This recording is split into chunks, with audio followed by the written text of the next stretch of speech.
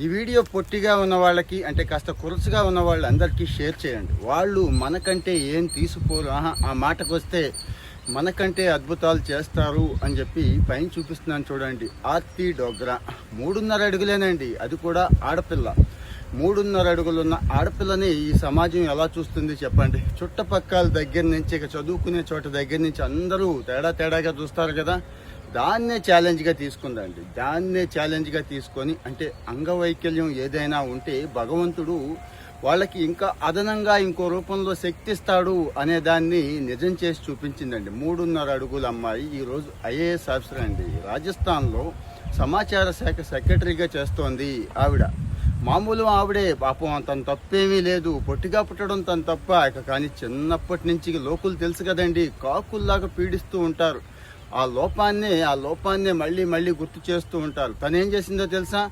వాళ్ళు ఏదైతే గుర్తు చేస్తున్నారో దాన్నే ఛాలెంజ్గా తీసుకుంది, దాన్నే అవకాశం కింద మార్చుకుంది. ఆటోమేటిక్గా కొంత రిజర్వేషన్ కూడా ఉంటుంది కదండి, దాన్ని కూడా వాడుకుంది. ఐఏఎస్ కావాలి అనుకుంది. డెహ్రాడూన్లో స్కూలింగ్ అయిపోయింది, ఢిల్లీ యూనివర్సిటీలో డిగ్రీ చేసింది, పీజీ చేసింది. సివిల్స్కి కూర్చుంటాను అందండి. సివిల్స్కి కూర్చుంటాను, ఐఏఎస్ అవుతాను అనగానే తెలుసు కదా, మామూలు వాళ్ళనే వదిలిపెట్టరు మన వాళ్ళు. ఇక ఈ అమ్మాయిని వదిలిపెడతారా? అయినా కానీ అంటే ఎంత ఆత్మశక్తి, ఆత్మబలం ఉంది అనేది ఆలోచించండి. ఇక్కడ పేరెంట్స్ సపోర్ట్ అండి. కల్నల్ రాజేంద్ర డోగ్రా అంటే ఆయన కూడా మిలిటరీ మ్యాన్ అవడం వల్లేమో మంచి సపోర్ట్ ఇచ్చాడు. ఏం పర్వాలేదు అన్నాడు, ట్రై చేసింది, క్రాక్ చేసింది. ఈరోజు మరి మహా పొడుగ్గా ఉన్న బలమైన మనుషులతో సెల్యూట్ చేయించుకుంటుందండి. ఆమె పెన్నుకుండే పవర్ ఏంటో మీకు తెలుసు కదా. ఒక ఐఏఎస్ ఆఫీసర్ పెన్నుకుండే పవర్ తెలుసు కదా, ఆ పవర్ని చూపిస్తుందండి. ఇక్కడ నేను చెప్పొచ్చేది ఏంటంటే, లోపాలను చూసి ఆగిపోతున్నారు చాలామంది. అదేదో పెద్ద లోపం అని, ఎవరికీ లేని లోపం నాకే ఉంది అనుకుంటున్నారు. ఇది శారీరక లోపం కాదండి. అసలైంది ఈ శారీరక లోపాన్ని అవహేళన చేస్తూ తేడాగా చూస్తూ ఉంటారు చూడండి.